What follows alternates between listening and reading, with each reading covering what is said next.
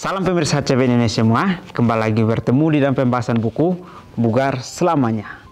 Buku ini memberikan kita pelajaran untuk kita mengetahui prinsip yang ada di Eden melalui kesehatan yang ada di dalam tubuh kita masing-masing. Kenapa? Prinsip-prinsip yang di Eden Tuhan ingin untuk kita pelajari supaya kita mengerti apa yang harus kita lakukan di dalam kehidupan kita sehari-hari. Di dalam buku ini juga memberikan kita poin-poin penting yang harus kita pelajari, yaitu dengan buku ini kita belajar untuk melakukan perubahan pola hidup supaya kita boleh menjadi manusia yang lebih baik, manusia yang lebih mengenal akan Tuhan.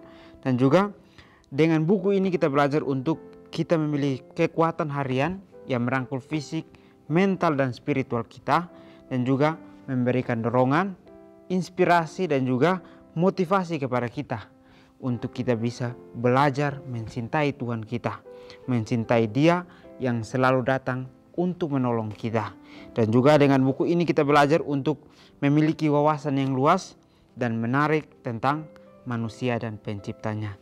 Jadi sangat menarik ya, buku ini mengajak kita untuk kita belajar mengenal pencipta kita dengan proses kita melakukan perubahan. Dengan kita berubah, kita akan memiliki kekuatan di dalam kebenaran, dan juga dengan kekuatan yang ada kita memiliki satu motivasi untuk kita cari Tuhan lebih dekat. Bacaan kita kali ini judulnya adalah Penjaga Kehormatan Tuhan. Ayat intinya terambil dalam 1 Petrus 4 ayat 12 dan 13.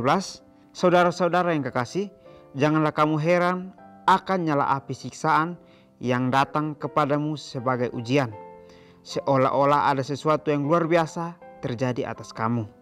Sebaliknya, bersukacitalah dengan bagian yang kamu dapat dalam penderitaan Kristus, supaya kamu juga beroleh gembira dan bersukacita pada waktu Ia menyatakan kemuliaannya. Travis sedang sekarat. Dia telah diurapi, tetapi leukemianya semakin memburuk. Awalnya dia mengeluh, mengapa ini terjadi pada saya? Suatu malam Roh Kudus mengesankan dia dengan pemikiran bahwa dari semua anugerah yang dapat diberikan surga, penderitaan bersama Kristus memberi kehormatan tertinggi.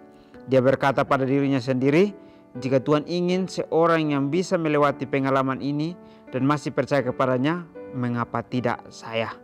Namun meski merasa damai dengan kehidupan kekalnya nanti, Travis terkadang masih membangunkan ibunya di malam hari.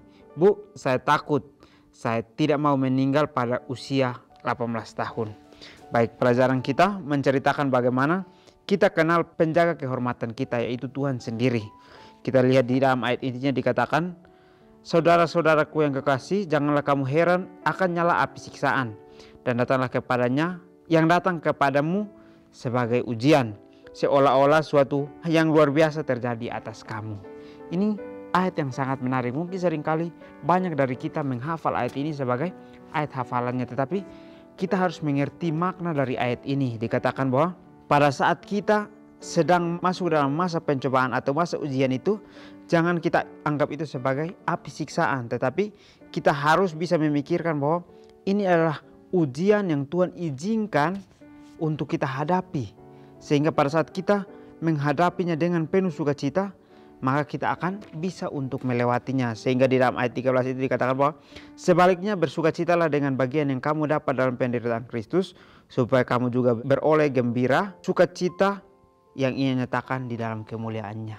Jadi pada saat kita sedang dalam masa kita dalam pengujian atau diuji, kita boleh belajar di sini. Tuhan hanya mau kita untuk menikmati akan penderitaan yang diberikan itu dengan cara kita bergembira, kita bersukacita, karena kemuliaan Tuhan akan turun pada orang yang bergembira dan bersukacita menghadapi segala situasi yang ada. Tuhan mengajarkan kepada kita ini supaya kita bisa menghadapi segala sesuatu dengan rasa sukacita. Tuhan mau mengizinkan segala sesuatu terjadi karena untuk kita bertumbuh. Bukan Tuhan tidak menyayangi kita, tetapi Tuhan mau untuk kita belajar bagaimana kita lebih dekat kepadanya. Kita bergantung kehidupan kita kepadanya. Sehingga dengan ini kita dapat belajar bahwa Tuhanlah yang bisa jaga kita. Tuhanlah yang bisa membawa kita kepada satu keselamatan. Jadi janganlah kita merasa bahwa Tuhan meninggalkan kita, tetapi Tuhan selalu ada di samping kita. Dia mendampingi kita. Dia memberikan kita kekuatan, tetapi hanya saja kita yang menutup telinga kita untuk mendengarkan kalimat-kalimat yang diucapkan untuk kita dapat lakukan. Ini ada satu contoh dari Travis, seorang berusia 18 tahun ini. Dia mengalami leukemia yang semakin memburuk. Dikatakan di sini bahwa dia sudah diurapi, tetapi dia merasa bahwa kehidupannya ini sangat-sangat tidak pantas. Kenapa hal ini terjadi untuk kehidupannya? Sehingga dia seringkali bertanya, kenapa ini harus terjadi dalam kehidupan saya? Kita pun mengalami hal yang sama. Pada saat kita mengalami ujian atau pencobaan, kita merasa bahwa kenapa pencobaan ini datang kepada saya? Kita tidak percaya kepada Tuhan, sehingga pertanyaan inilah yang timbul di dalam hati kita. Tetapi Tuhan mau mengajarkan kepada kita bahwa satu pencobaan yang datang kepada kehidupanmu berarti itu adalah satu ujian untuk kamu bisa bertumbuh. Tuhan mau memberikan ini untuk kita semua mengetahui. Tuhan tidak meninggalkan kita, tetapi Tuhan mengizinkan segala sesuatu terjadi untuk kita belajar, untuk kita bisa bergantung kehidupan kita kepadanya. Sehingga pada saat dia mungkin terus-menerus bertanya, ada satu malam di mana Tuhan memberikan dia pengertian, sehingga dia mengerti bahwa seorang yang ingin untuk masuk kepada penderitaan Kristus, maka itu adalah satu kehormatan tertinggi. Sehingga pada saat itulah dia bertanya, jika Tuhan ingin seorang yang bisa melewati pengalaman ini dan masih percaya kepada Tuhan, mengapa tidak saya? Seringkali kita sebagai umat Kristen, inilah yang harus kita tanyakan. Bukan pada saat kita mengalami pencobaan atau ujian, kita merasa bahwa Tuhan meninggalkan kita. Tetapi harus kita tanyakan, kenapa bukan saya yang keluar dari pengalaman ini dengan memiliki satu sukacita besar? Tuhan mau mengajarkan kepada kita bagaimana apapun yang kita hadapi, kita harus hadapi dengan penuh sukacita, sehingga itulah pengalaman yang kita dapatkan hidup bersama dengan Dia. Tetapi mungkin terasa berat pada saat kita hanya setengah-setengah atau kita hanya mau enaknya saja hidup dengan Tuhan. Tetapi pada saat orang sepenuhnya bergantung kepada Tuhan, maka dia bertanya-tanya, kenapa bukan saya yang mendapatkan pengalaman itu? Meskipun terasa berat adanya, tetapi dia mau untuk melakukannya. Dan juga di sini dikatakan bahwa, namun meski begitu merasa damai kehidupan kekalnya nanti, Travis terkadang masih membangunkan ibunya di malam hari. Bu, saya takut. Saya tidak mau meninggal pada usia 18 tahun. Seringkali kita sifat manusiawi menanyakan hal yang sama seperti yang Travis nanyakan kepada ibunya. Meskipun dia merasakan damai, dia percaya kepada Tuhan bahwa Tuhan akan memberikan dia kehidupan kekal itu dengan penuh sukacita, tetapi dia masih memiliki rasa takut itu, sehingga dia menanyakan kepada ibunya. Dia katakan bahwa saya takut, saya tidak mau meninggal di usia 18 tahun.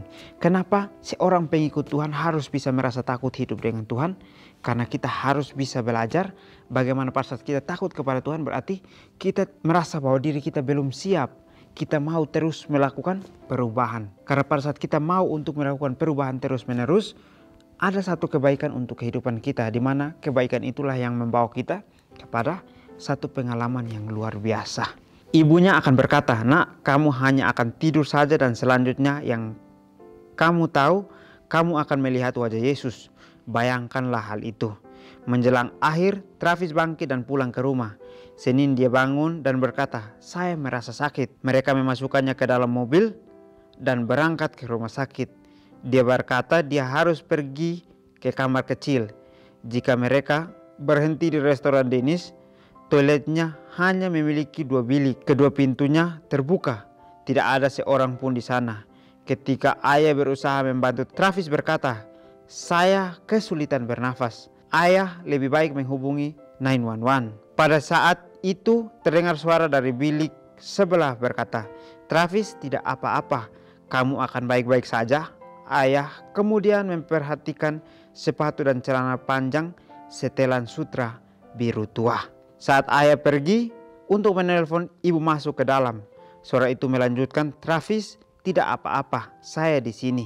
Para medis menempatkan Travis di tandu. Pada titik ini orang asing dari bilik yang lainnya itu keluar, menuju ke arah kepala tandu dan menatap wajah Travis.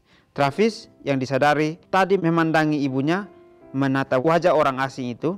Para medis berkata, apakah Anda ayahnya?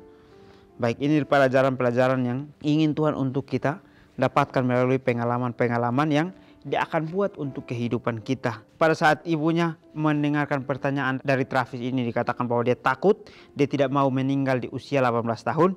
Ibunya berkata kepada dia, "Kamu hanya akan tidur saja, selanjutnya kamu tahu kamu akan melihat wajah Yesus." Ibunya mengajarkan satu pengalaman yang mungkin kita rasa bahwa ini hal kecil.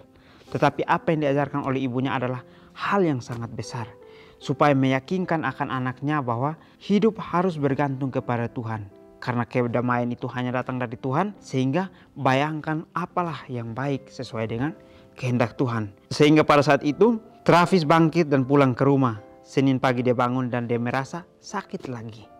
Dan pada saat itu juga mereka bersiap untuk membawanya kembali ke rumah sakit. Dan pada saat mereka pergi, dia ingin untuk berhenti di satu restoran untuk membuang air kecil.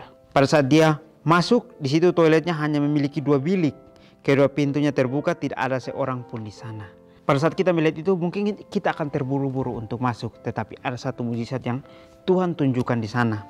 Pada saat dia melihat itu, dia sesak nafas sehingga dia meminta ayahnya untuk menelpon 911. Tetapi pada saat itu ada seorang yang berkata dari bilik sebelah, dikatakan bahwa Travis tidak apa-apa, kamu akan baik-baik saja.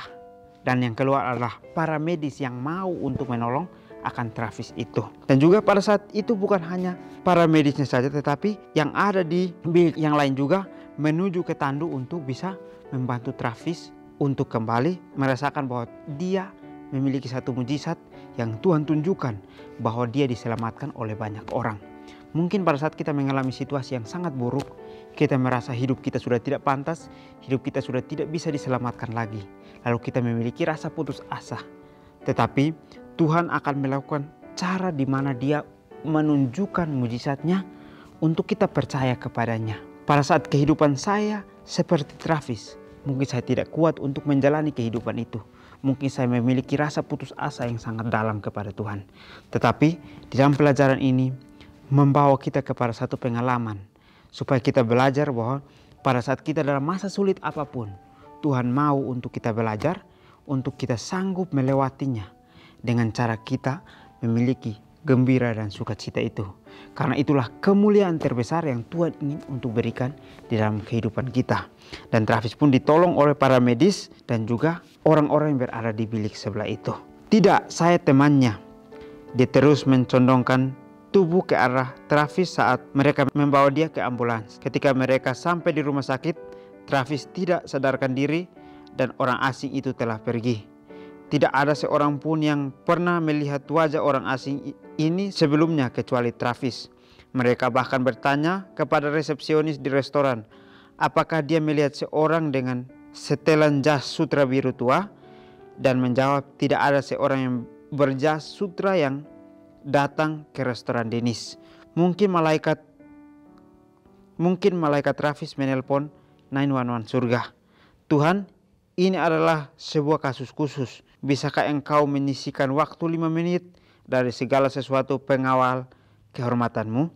Dan dia melakukannya. Tuhan, berikanlah kami iman yang cukup untuk mempercayamu, bahkan ketika segala sesuatu tidak berjalan dengan baik. Baik, di akhir pelajaran ini menceritakan bagaimana satu pengalaman yang luar biasa yang kita dapatkan dari cerita Travis ini. Dikatakan bahwa dia ditolong oleh orang yang tidak dikenal. Mungkin saudara dan saya pernah mengalami hal yang sama. Mungkin kita pernah ditolong oleh seseorang yang kita tidak kenal. Lalu pas kita sampai di titik di mana dia sudah menolong kita, kita tidak mengenal orang tersebut dan orang tersebut pun tidak terlihat lagi. Seperti contohnya Travis ini. Dia ditolong oleh orang yang berjas sutra biru tua, tetapi pada saat dia sampai di rumah sakit, dia bertanya siapa yang menyelamatkan dia tadi, dan sedangkan itu orang yang sudah tidak terlihat, hanya dia yang mengenal itu. Jadi kita harus percaya bahwa Tuhan menyediakan malaikat-malaikatnya untuk melindungi kita, untuk menjaga kita sebagai satu penjaga yang memiliki kehormatan. Tuhan akan memberikan kita mujizat di mana kita akan mengalami itu. Pada saat kita mengalami itu, kita akan merasa bahwa Tuhan itu selalu ada dalam kehidupan kita. Sehingga kita harus memiliki rasa percaya yang lebih. Seperti Travis ini, dia tidak kenal orang tersebut, orang asing itu dari mana, tetapi orang asing itu mau menolong dia. Tapi semua orang yang ada di situ tidak mengenal akan orang asing tersebut. Resepsionis tersendiri pun tidak mengenal akan itu. Tuhan mau mengajarkan kepada kita bahwa Dia akan menyediakan orang yang akan menolong kita, meskipun kita tidak kenal sekalipun. Pada saat kita mengalami masa kesulitan, kita percaya bahwa Tuhan akan menyediakan kita pertolongan. Mau pertolongan dengan cara apapun kita tidak tahu. Tuhanlah yang menyediakan pertolongan itu. Sebab itu marilah kita berdoa supaya penjaga kehormatan Tuhan ini datang kepada kehidupan kita untuk memberitahukan kita jalan terbaik seperti apa yang harus kita jalani. Jadi mungkin ini saja pelajaran yang dapat saya bahas. Kiranya kita bertemu lagi di pertemuan selanjutnya. Kiranya Tuhan Yesus memberkati kita semua.